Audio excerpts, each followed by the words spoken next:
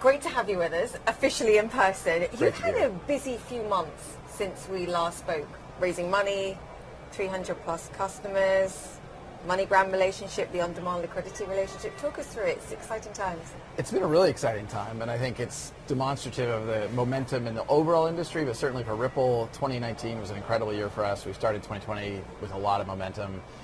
I think it really goes back to moving from that speculation that has driven the crypto market to utility, like solving problems for customers.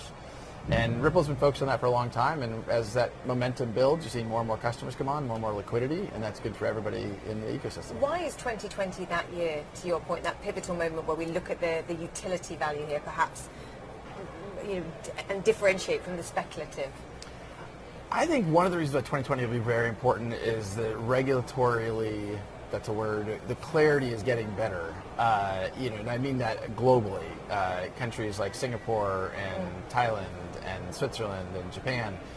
I think the U.S. has still an opportunity to do more there, but I think we will probably see that in 2020, and I think that helps catapult the whole industry. I also think you've gone from an industry that has been a little bit in the shadows and the history of crypto. Very much in the shadows. Yeah, I remember actually, you and I were both at Davos, and someone early on in my arrival there, someone was like, crypto's still a bad word here. I was like, it's a misunderstood word. It is, and I think a lot of what I'm doing and a lot of what I did in Davos is meeting with regulators, meeting with very senior people at banks, and explaining to them how crypto can be used, specifically XRP can be used to solve a real problem, not to circumvent regulation, not to circumvent any government. And I think once people understand that, they very quickly become disarmed. It's no longer a bad word. Do they understand when you're talking, and you've sort of shifted the focus to on-demand liquidity and these cross-border transactions and facilitating faster, more efficient payments? Can they get a grip with that, perhaps more than the rest of it? Because I think for me that's something that, particularly from my view, is they get and understand. Yeah, that is absolutely the case, and even in Davos, to be able to start to talk about that and put numbers on it. Today, last week, we did $54 million of XRP flows into Mexico. That's 7.5% of all flow from US dollar to Mexican peso.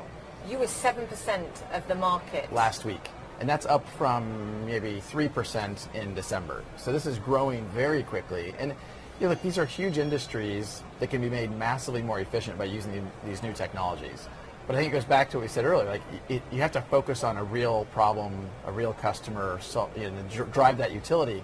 Well, with 7.5% of liquidity into Mexico being driven through XRP, you start to really see, okay, this is not a science experiment. There's still a lot of people, I think, in the blockchain industry who aren't familiar with the fact of how much momentum we have here. You had Alex Holmes, the CEO of MoneyGram, on. Yeah, I think that's an example where it's one of our customers using XRP, and it's working. I mean, he said, look, I was pushing him to see what proportion of the market you could become of the daily volume, and he was like, look, you need a buyer, you need a seller here, so we're only limited in a sense by the number of people that are simply using the platform and available here. How quickly do you think, given that you're saying you've gone from 3% to 7% in just a couple of months, how quickly can you scale up? Because it's a tipping point of bringing more people onto the platform as well as anything else. Well, the great thing is, and this is true in the markets and here at the NYSE, liquidity begets liquidity. Yes. The more activity you see and the more people see, and frankly it was great, even the CEO of Bitso, the largest digital asset exchange in Mexico, has been out publicly talking about some of the dynamics he's seen. And instead of being dependent upon the speculative trading of crypto as his business, he now can say, look, I have institutional flows represent, last week, just one customer through Ripple is $54 million. That's fabulous for him. On a run rate, that's $2.5 billion flowing through what we call on-demand liquidity, or ODL. That's a big deal for his business, and that brings other players that want to say, well, wait a minute, that's good. I want to be a part of that. How do you prioritize building that liquidity and your presence there versus saying, okay, now we're going to look for another corridor, or another currency pair here, another country? How do you prioritize that, and what brings more customers potentially on board quicker? Well, so I'll dodge the question a little bit by saying it's the and versus the or, meaning we definitely are prioritizing new corridors. We've talked publicly about the fact we're in Mexican peso, Philippine peso, and Australian dollar. We started to talk about some of what we're seeing in Brazil, and we'll increasingly talk about other new corridors. I mean, the good news is we have a lot of demand, and so we'll certainly expand other corridors. But that isn't to say we do care about liquidity, using the Mexican peso as an example, and we are seeing liquidity naturally grow there because liquidity begets liquidity. And market makers, whether they're existing traditional market makers or crypto market makers, they see the liquidity and they realize, hey, there's an opportunity there, and so it's growing very well. We're after Brazil. Dodging. Well, there's certainly, when we look at a framework or which countries, we want regulatory clarity, and that's key. And that's an important one. Yeah. So there are markets, any remittance market that has a lot of US dollar, euro remittances into other countries, that's a high priority. But if you don't have regulatory clarity, that's a challenge in those markets. Typically you'd say India would be high on our list. India hasn't yet provided a lot of clarity from a regulatory point of view, and so we have not prioritized. And that's key. You step back until you have that regularity clarity, because you don't waste the time. I wouldn't say we step back. We engage. It means a lot of frequent flyer miles for me. So you're engaging with India. For sure. But back to what we said about Davos, it's sitting down with key regulators and explaining to them, this is not circumventing a KYC, know your customer check. It's not circumventing anti-money laundering checks. It's not. Once regulators understand you're not circumventing regulatory frameworks, they get very comfortable very quickly, and they lean in because they understand this is actually helping inclusion in the financial system. The people who are most burdened by remittance costs are those that can least afford it, and that's, I think we all should care.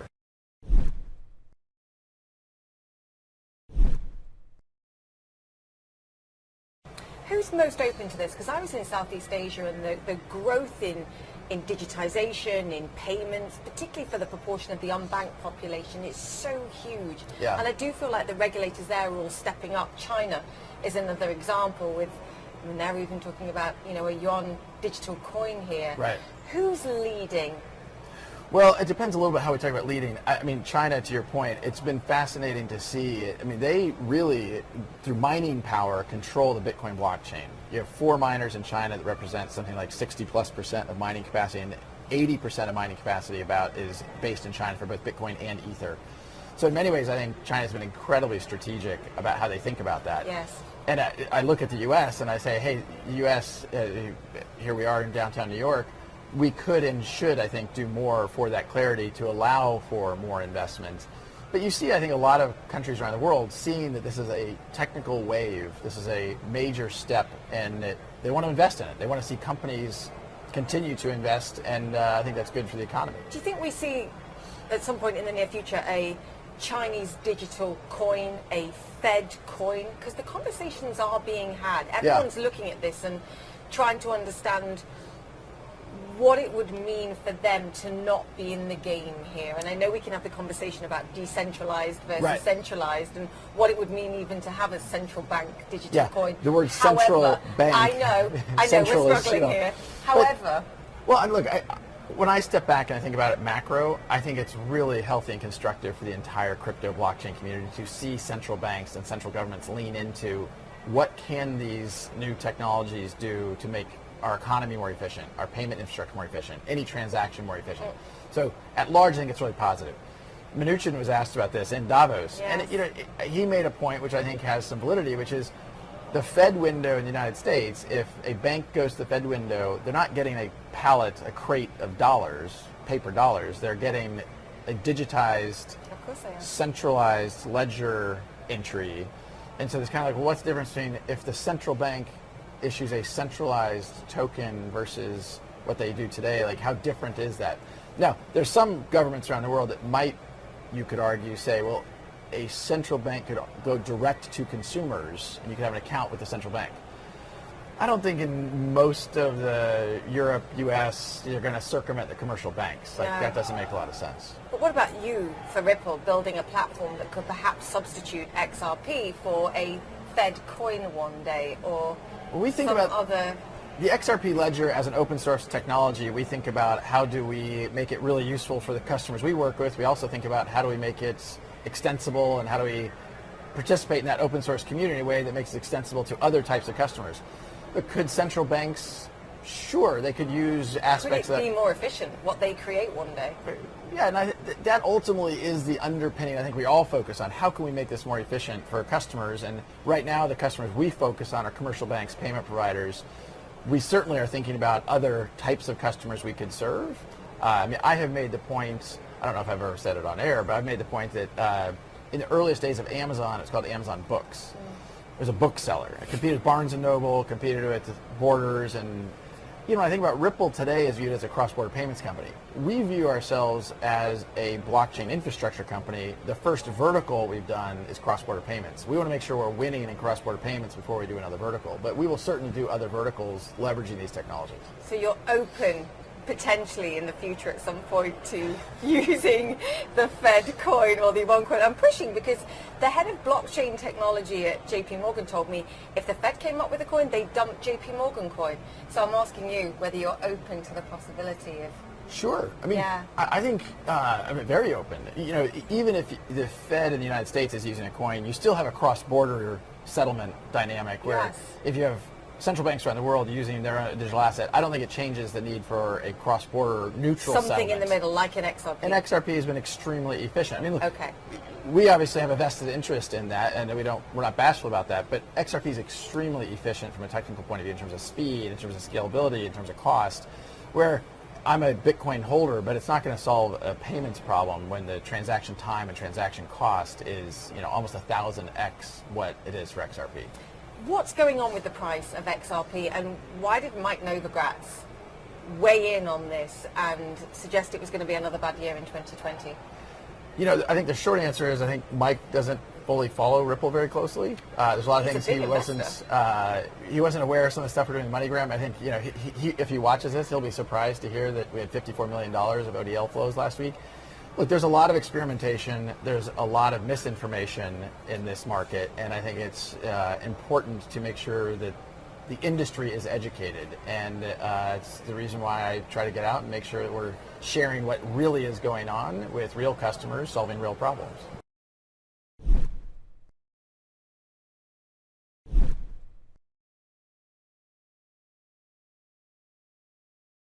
On Bitcoin, yes. Yeah. So XRP, is that a good investment?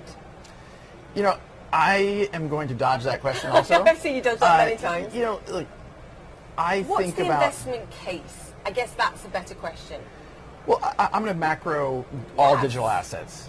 I have said very publicly, I think the value of any digital asset in the long term will be derived from the utility it delivers. Bitcoin utility increasingly I think is just viewed as it's digital gold. The gold market is a multi-trillion-dollar market, and Bitcoin today is, I think, around $150 billion, $160 billion. Yes. Do I think there's an opportunity for Bitcoin to appreciate as more people see it as a useful store of value? Yeah, I think so. Do I think there's going to be other digital assets that increasingly have utility for customers and therefore drive velocity, usage, people holding it, it drives demand? Yes, I think that's likely. Will the utility value of XRP always outweigh the store of value reason for holding it, in your mind? No, I mean, I think store of value is a dynamic in part. People want to hold assets that are highly liquid. You called it digital gold, though. Bitcoin digital gold. Yeah, does XRP have that potential? I think as XRP has utility through what Ripple is doing and with other people using XRP, and there's a bunch of other companies doing very cool stuff. I mean, a very innovative company called Coil doing interesting micropayments, particularly focused on media. Very fascinating. Yes. And so when I look at XRP, I look at the whole. I look at what Ripple's doing, I look at what Coil's doing, I look at what Forte's doing as a gaming company using XRP. I look at the holistic. If there's a lot of utility and people see value in that utility, then I don't worry about it. I often have said, look, I don't think about the price of XRP on 3 days, 3 weeks, or 3 months. Over the coming years, I think that we, Ripple, are focused on driving utility from this asset, and if we're successful with that, we think that's good for the liquidity of the whole ecosystem. You're a giant. You're seen as a giant in this industry to the point where, your boots at Davos get cult status, quite frankly. It's a strong point. It was cold in Davos. I was wearing boots. I agree. I wear furry ones. Is the point to make here, perhaps, that there shouldn't be this battle between digital currencies, digital assets here, this belief that one currency needs to rule them all. Yeah. Actually, just greater awareness of everything that's going on floats all boats. And I mixed analogies there, but I know what I'm saying. I so passionately agree with this point. There is not going to be one winner in the crypto space. I believe that to my core. There are going to be a lot of different participants solving different segments of problems, and I look at what's going on in Bitcoin world, and I don't view it as competitive with what Ripple's doing. I look at what's going on in most parts of the Ethereum community. I don't look at it as competitive with what Ripple's doing or what I see happening in the XRP community. I want to see all boats rise. I think if that all boats rise, if the market cap of all digital assets grows, that's good for everybody. And I think ultimately we all need to focus less on what, throwing stones, and more on let's solve customer problems. Let's see scale through solving problems, and then I think it'll take care of itself. Talk to me about the raising of money and the $10 billion valuation. How do you feel about that?